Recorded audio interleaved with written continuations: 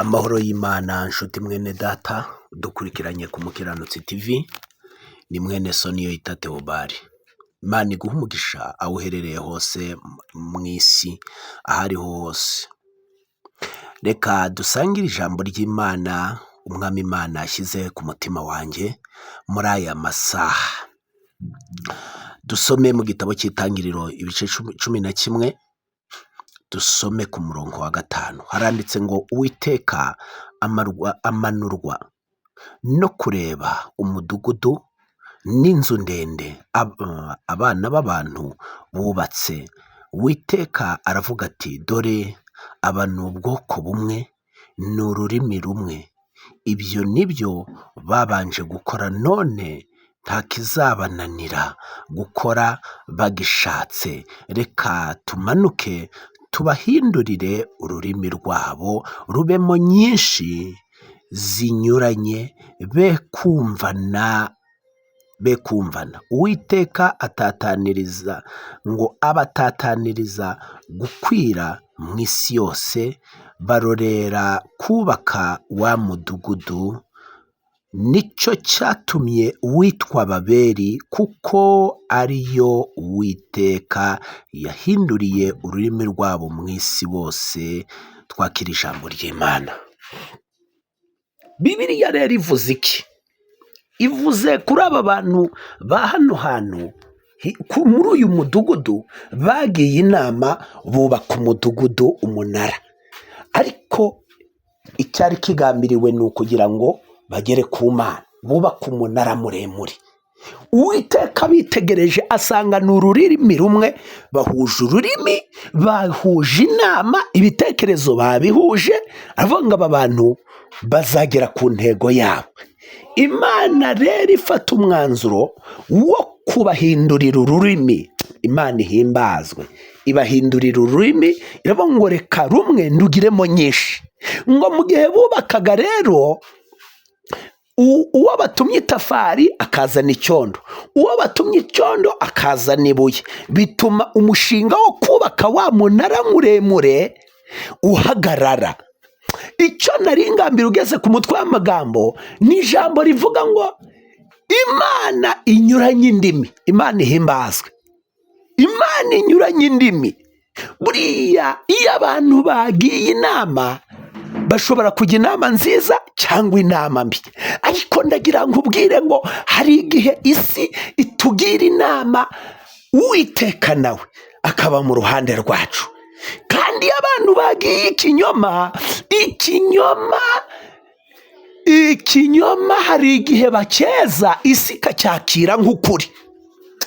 Ariko hahimbazwa Imana Data ijya ifata izo ndimi z'ikinyoma, yarangiza ikazihindura, ikazinyuranya. Ikinyoma nubwo cyakirwa vuba kikemerwa, ariko Imana Data wa twese ijya inyuranya ibyo bihe, ijya inyuranya izo ndimi, bigatuma bivanavananamo, bakikurakuranwamo. Mwene data, utekereje neza wasanga hari aho Uwiteka yakubereye maso akabanyuranya indimi. Iyo atabanyuranya indimi, isi iba yaragufasheho ijambo. Ariko utekereje wasanga Uwiteka yarabanyuranyije indimi. Iyo Uwiteka yabanyuranyije indimi, bituma umenya n'ibyo utaruzi, ibyo abanzi bawe bari bagambiriye ukabimenya, kubera ko Uwiteka abanyuranyije indimi. Imana igifata igihe, igifata abantu ikabanyuranya indimi. Abatugambiriye kuturoga ikabanyuranya indimi, abaturwanya ikabanyuranya indimi, abaduhiga ikabanyuranya indimi, bigatuma imishinga yabo mibisha itagerwaho. Yesu ahimbazwe cyane. Abagambiriye kugusenyera ikabanyuranya indimi, abagambiriye kugutega uburozi ikabanyuranya indimi, abagambiriye kukweskoroka ikabanyuranya indimi. Imana inyuranye umwanzi wawe, imunyuranye indimi, bitume imishinga yabo itagerwaho, bitume ibyo bagambiriye bitagerwaho. Witegereje neza ugasubiza amaso inyuma, wasanga Uwiteka hari aho yageze akanyuranya ibihe. burya aho yadukuye niho hakomeye. Nshuti mwene data, wicika intege, wikwibaza ngo bizagenda bite. Nubwo ibihe bikomeye, nubwo ibihe biturushya, muri byarembye ngo twe gucogora, nitwizere Uwiteka. Imana ihimbazwe cyane. Ikirama cyo ku irembo ryitwa Ryiza, Petero na hano barakibwiye ngo utwitegereze cyane, udutumbire. Imana ishimwe, udutumbire. Ngo nacyo kirabatumbira, ngo nacyo kirabareba. Nawe ricyo nakubwira ngo tumbira Yesu.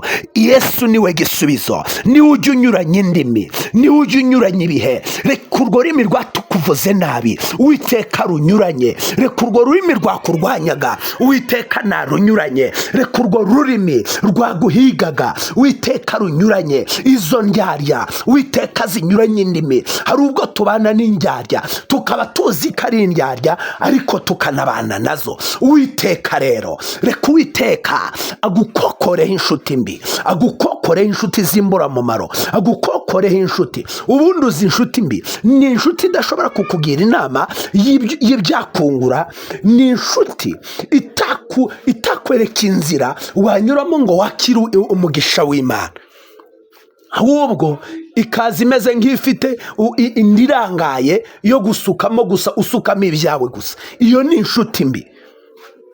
Ariko inshuti nziza ni kwerekaho ibyiza biri, ni kujyana gusenga, ni kwingingira Imana, nifatanya nawe mu mubabaro wawe, nifatanya nawe mu gahinda kawe, nifatanya nawe mu bihe bikomeye urimo, nifatanya nawe mu byago wahuye nabyo, ikagukomeza, ikabana nawe.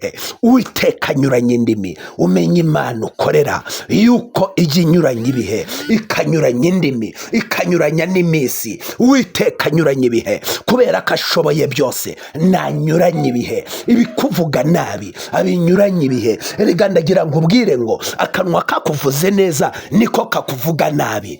Ndagira ngo ubwire ngo ajya kanyuranya, ajya abinyuranya. Arabinyuranya kuko ashobora byose. Ajya afata ibihe by'umubabaro akabivunjamo umunezero. Nanyuranye ibihe, anyuranye izo ndimi. Ushoboye kunyuranya indimi, yanyuranya n'ibihe by'umubabaro urimo, yanyuranya n'ibihe by'inzara urimo, yanyuranya n'ibihombo, mu cyimbo cy'igihombo ukunguka. Ibyo ngibyo yanyuranye ibihe kubera ko Uwiteka ashobora byose. Anyuranye ibihe, anyuranye indimi, anyuranye iminsi, anyuranye icyerekezo mu bihe byawe bikomeye. Anyuranye igihe kubera ko ashobora byose. Mwakire neza ijambo ry'Imana. Amen.